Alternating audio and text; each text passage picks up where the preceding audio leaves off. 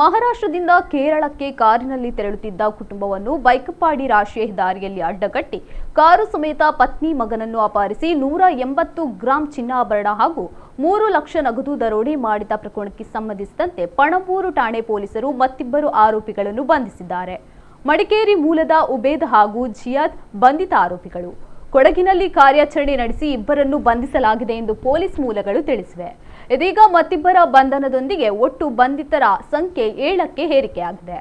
ಕೃತ್ಯದಲ್ಲಿ ಒಟ್ಟು 16 ಆರೋಪಿಗಳು ಭಾಗಿಯಾಗಿರುವ ಶಂಕೆ ಇದ್ದು, ಮುಖ್ಯ ಆರೋಪಿ ಶಿಜಿನ್ ತಲೆಮರೆಸಿಕೊಂಡಿದ್ದಾನೆ. ಮತ್ತೊಬ್ಬ ಆರೋಪಿ ವಿದೇಶಕ್ಕೆ ಪರಾರಿಯಾಗಿದ್ದು ತನಿಖೆ ತೀವ್ರಗೊಳಿಸಲಾಗಿದೆ ಎಂದು ಪೊಲೀಸರು ಮಾಹಿತಿ ನೀಡಿದ್ದಾರೆ.